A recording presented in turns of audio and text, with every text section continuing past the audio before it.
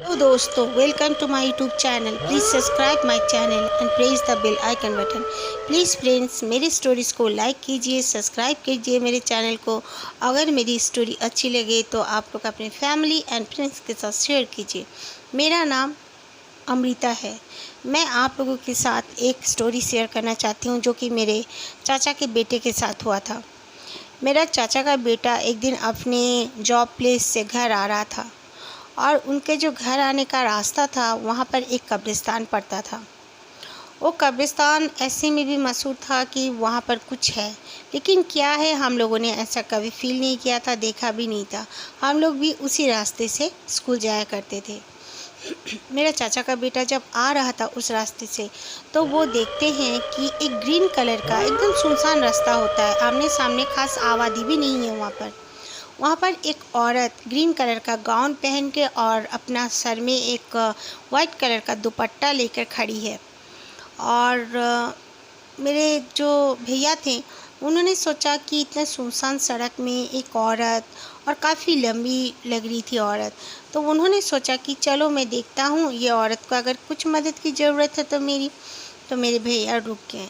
भैया रुकने के बाद उस औरत को उन्होंने कहा, वो औरत का जो मुंह पूरी तरह वो वाइट अपना दुपट्टे में कवर करके रखी थी। उन्होंने कहा कि क्या बात है मैडम, आपको कहीं जाना है क्या? तो वो बोली कि वो कुछ नहीं बोली। तो बोला, अगर आपको कोई मदद की ज़रूरत है तो आप बेझिझक बोलिए, आपको कहाँ जाना है, मैं छोड़ देता हूँ। तो वो अचानक से आके बैठ गई। तो बैठ गई। फिर भैया ने पूछा, आपको जाना कहाँ है? तो वो बोली कि थोड़ा सा आगे जाना है। तो बोले ठीक है। करीब करीब उनका जॉब प्लेस से घर आने के लिए 1.5 घंटा लगता था रास्ता। तो मेरे भैया 15 मिनट ही गए होंगे, वो देखे कि औरत अभी तक नहीं बोल रही है कि कहाँ जाना है, और आबादी भी वहाँ पर नहीं थी।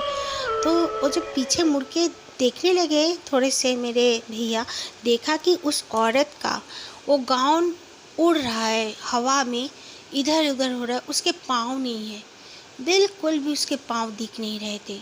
जबकि वो औरत खड़ी थी, तब लंबा गाउन पहनने की वजह से भैया ने ये सब कुछ जान नहीं पाए थे।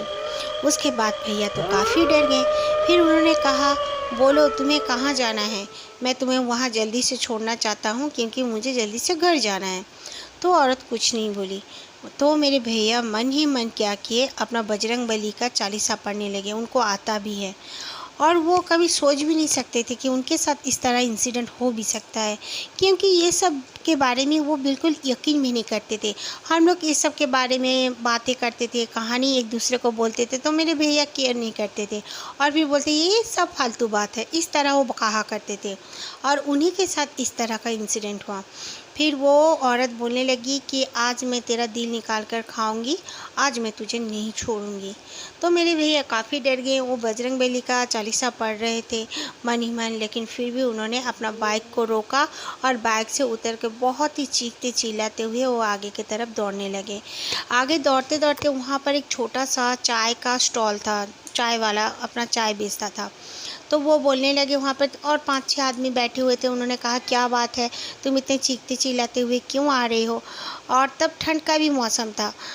काफ़ी लोग वहाँ पे आग भी जलाए हुए थे और बैठे हुए थे उस स्टॉल के सामने में। तो मेरे भैया ने कहा, मेरे साथ ऐसा ऐसा हुआ है और मैं क्या करूँगा, मुझे कुछ समझ में नहीं आ रहा है, मेरी बाइक भी वहीं पे पड़ी हुई है। तो उन लोगों ने कहा, कोई बात नहीं, रुको, थोड़ी देर में हम लोग जाकर तुम्हारे साथ तुम्हारा बाइक लेकर आ जाएंगे। तो मेरे भैया बोले, नहीं, मुझे तो काफ़ी डर लग रहा है। तो वो लोग बोले, डरने की कोई बात नहीं है। फिर बाइक लेकर आ गए, लेकिन बाइक चलने का नाम नहीं, गैरेज में दे दिया। उन लोगों ने भैया को बहुत मदद किया।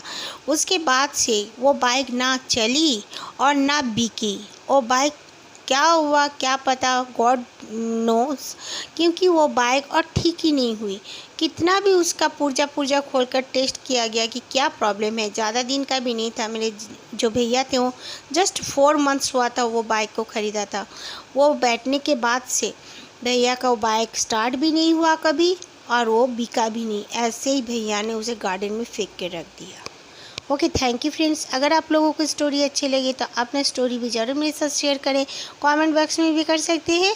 एंड अगर हो सके तो इंस्टाग्राम में मुझे फॉलो कीजिए, मैं इंद्रानी महापात्र के नाम से वहाँ पर हूँ।